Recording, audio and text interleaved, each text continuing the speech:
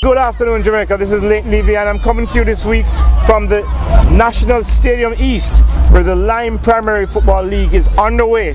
First day, lots of activity, and with me today is Andrew Hancel from InSports. We'll talk about that competition and what it will mean to Jamaica after the break.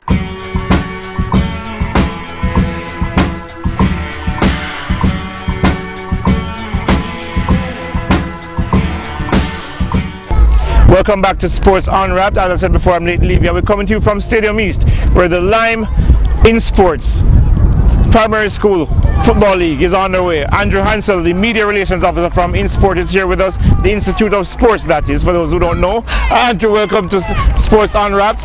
The Lime Football League is off and going. Tell me a little bit about what's been happening today, and of course, what this means for Jamaica. Okay, Leighton, thanks for having me, and welcome to our first day. And I mean, you being here also shows how important this event is to us well.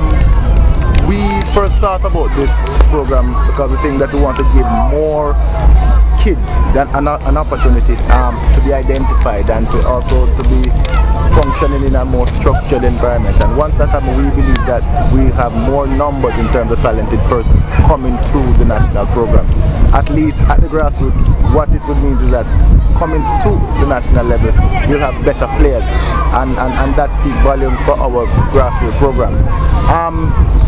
This year, we're talking about over 200 kids. There are over 800 primary schools in Jamaica, and we hope that by the end of this 3-year sponsorship, which Lime has decided to invest $60 million over the next 3 years, we will have more than half of that amount of school participating, because we believe that the more schools, then the more opportunities it will provide for these youngsters. Overall, what we're really looking at is to give the coaches and especially the governing body, the JFF, an opportunity now to start to look at these young talent from an early age, and also it's an opportunity for us as government to really start to identify our core group, because in South America, in Central America, and especially in Central America North and in North America, where I mean that's where our main rivalry comes from when it comes to the World Cup qualifiers. We need to start doing some of these basic things that these countries have been doing over the years. And this is one of the programs that these countries have, whereby they have structured programs for under 12, and from that age group, they would have already identified the nucleus of their next generation of players, be it football, cricket, whatever it be. But since we're dealing with football, we know the Central American countries are very strong in football.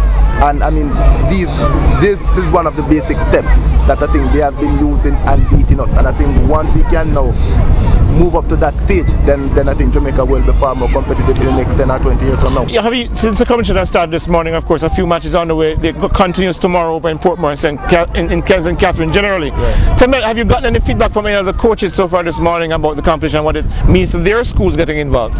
Well, I mean, many of these schools, they are not new to competition like this. What we have done is to basically nationalize this competition, because you have we used to have primary school leagues at the parish level over the years. So it's not anything new to them, but it really means something to them. The fact that there is a major sponsor on board, that speaks volumes. The interest immediately goes up by 10-folds, 20-folds. And I mean, the youngsters, they're also looking forward to it. The parents, as we saw today, are also involved. And you know, anything that the kids are into, parents tend to follow. And that in itself speaks of the kind of interest that the coaches and also the parents have. Today I was speaking with a principal from one of the primary schools, and he was saying it's just an opportunity to also expose the boys, because one of the challenges that he's facing in the school is that because they are not exposed at an early age, they tend to be introverted as well, and therefore you want to get them to expose by traveling to different environments and understand that irrespective of where your environment, the environment that you're in, you need to be very confident about what you're doing, and then that in itself will play out in the schoolwork as well, because we have seen that also in the Little League, where many principals last year when we did the pilot project, they said there was a marked improvement in each child's behavior, overall behavior and performance in the classroom. So we know that what we are doing, it is a step in the right direction, and we just want to really manage the process and try and improve it as we go along. Tell me a little bit about the format of the competition. Well, the format is similar to that of like the World Cup. Only thing, this is a much terms bigger. Of participation, it's much bigger. At the parish phase, teams are placed in zones, and then after that, teams in each zone play each other on a round-robin format, and then the top two will advance from their zone. Once you identify the top two, they go straight into the round of 16 within the parish, and then you'll find and then you go into a straight knockout until you find the parish winner. Once you identify a parish winner, then you'll have the national round of 16. Please bear in mind though that we're treating Portmore as a parish, and there's a wildcard entry, meaning the team that finished, one of the runner-up in the parish will have the chance of making in the final round of 16. How that is done? That is done by a lottery, where we place the 15 parishes in one box. We do a raffle, and then we pull a team. Whichever parish is selected, the runner-up from that parish will make the 16th team for the national round of 16. And then once that happens, you go straight into a knockout format. So you once you identify the national round of 16, then you go straight into your quarterfinal, semi-final and final. But all that I've explained to identify the national round of 16, Lime has decided to put a whole new flavor and spin to it. It will have the flavor similar to that of the Champions League in Europe.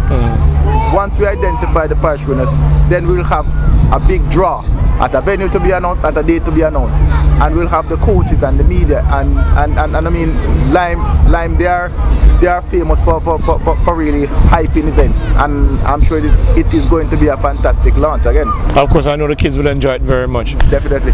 Well, we've just heard it here from Andrew Hancel from InSports. Of course, when we come back, we'll wrap up and we'll have our sports fact of the week.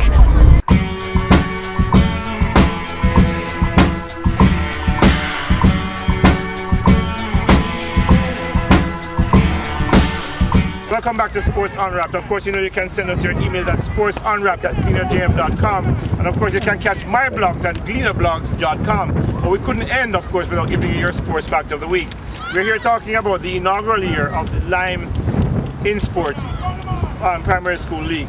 But did you know that the first club in Jamaica, football club that is, was formed in 1893, and according to the Jamaica Football Federation, the Kingston Cricket Club was one of the first clubs to introduce football to Jamaica. That's your sports fact of the week. Until next week, this is Leighton Levy wishing you goodbye and be a good sport.